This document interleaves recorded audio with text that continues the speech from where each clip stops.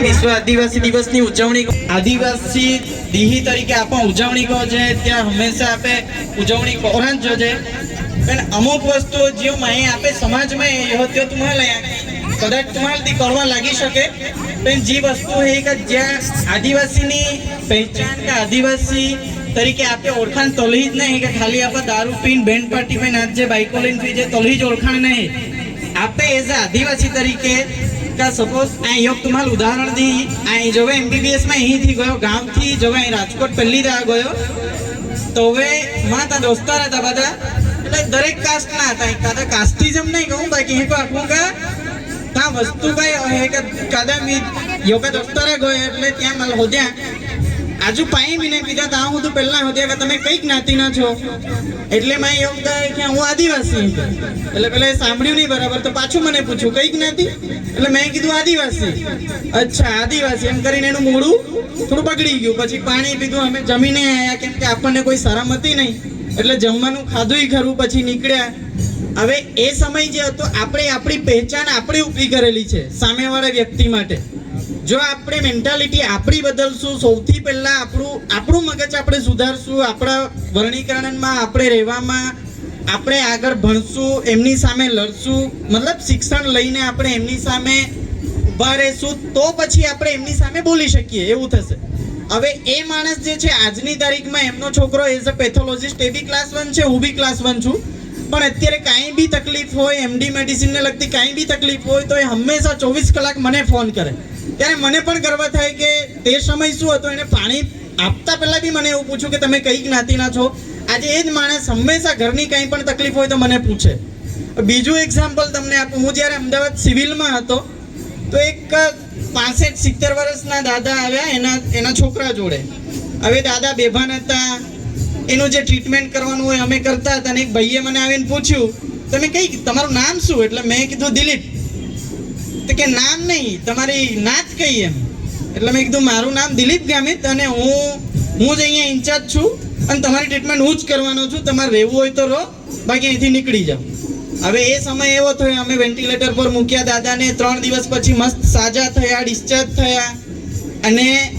એ હજી બી એ માણસ મતલબ હું 5 વર્ષ રહ્યો ત્યાં સુધી એ લોકો હંમેશા એના ફેમિલીમાંથી કોઈ બી હોય તો મારી પાસે આવતા એટલે કહેવાનો મતલબ હું ઘમંડ નથી કરતો પણ કહેવાનો મતલબ સામેવાળા વ્યક્તિ આપણા વિશે શું વિચારે છે એ તમે એના મનને નથી બદલી શકવાના પણ તમે એ બદલી શકો કે તમે જે તમારા કાર્યમાં છો તમે શ્રેષ્ઠ કરો બેસ્ટ કરો તો હંમેશા તમારી વેલ્યુ કરશે આજે પણ હંમેશા એ ભાઈ મને ફોન કરે એને સિમ્પલ તાવ હશે તો બી એ મને ફોન કરીને પૂછે છે એટલે આદિવાસી તરીકે આપણે ખાલી ખાવું પીવું નાચવું મજા કરવી એ જ ના કરાય નાના બચ્ચાઓ પણ સ્કૂલમાં જાઓ રેગ્યુલર ભણો અને એવું કોઈ જ પેલું નથી કે એવું કોઈ બેરિયર નથી અત્યારે દરેક પાસે ફોન છે દરેક પાસે એવો ઓપ્શન છે કે છોકરાઓ ભણે મોબાઈલથી કે ગમે એમ કરીને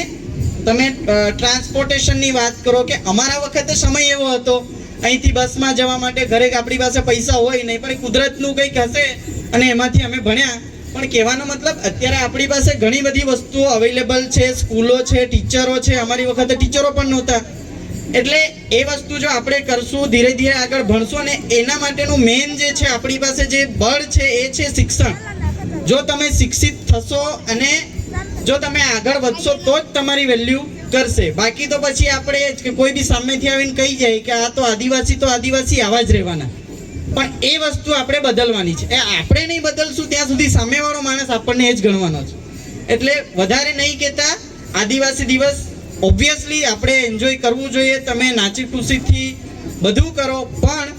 આદિવાસી તરીકે આપણી પહેચાન આપણે રાખવાની છે આપણી સંસ્કૃતિ જાળવવાની છે બીજી વસ્તુ એક મારે જ્યારે ગાડી લેવાની હતી તો હું શોરૂમમાં ગયો ત્યાં મને ભાઈ કહે કે સાહેબ તમે કઈ બાજુના એટલે મેં કીધું મલંગદેવ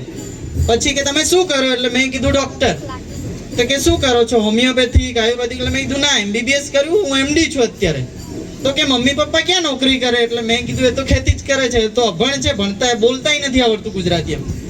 એટલે એમણે પાછું મને કીધું સાહેબ એમ કે હું તમારા સમાજ માટે ખોટું નથી કહેતો પણ એક વસ્તુ છે કે અમે એક સર્વે કરી છે કે સાઉથ ગુજરાતમાં જેટલા બી ટ્રાઇબલ બેલ્ટ છે ખાલી સાઉથ ગુજરાત નહીં આખા ટ્રાઇબલ બેલ્ટમાં સિટી લેવલને બાદ કરતાં સૌથી વધારે સ્પોર્ટ્સ બાઇક્સ જે છે એ દરેક ટ્રાઇબલ વિસ્તારમાં છે. સ્પોર્ટ્સ બાઇકનો મતલબ કે KTM છે, પલ્સર છે, R15 છે, મોટી મોટી સારી બાઇકો છે, એ કે તમારા ખાલી આદિવાસી લોકો જ લે છે એમ, કે તમારા બાજુ બહુ પૈસા છે કે શું છે? મેં કીધું એવું તો નથી, કદાચ તમને ગલતફહેમી હોઈ શકે એમ. તો કે એવું નથી, તો આપણા લોકો કરશે કે ભાઈ લાખ રૂપિયા ખિસ્સામાં આવી ગયા એટલે હપ્તો ભરવાનો, લોન કરાવવાની ને 2.5 લાખની બાઇક લઈને ફરવાનું. એનું કામ શું હોય છે? બસ ખાલી તમને ફરવા માટે જોઈએ. હું કોઈને ખીજાતો નથી, પણ જસ્ટ રિક્વેસ્ટ કરું કે એ પૈસા જો તમે 2.5 લાખ રૂપિયા જો પોતાના માટે ઇન્વેસ્ટ કરશો તો તમારા ભવિષ્ય માટે છે, તમારા છોકરાઓ માટે છે. તો એ બધી વસ્તુઓથી બહાર આવીએ, વ્યસનમાંથી આપણે બહાર આવીએ અને શિક્ષિત બનીએ, આપણા છોકરાઓને ભણાવીએ, તો જ આપણી વેલ્યુ થશે. જય આદિવાસી.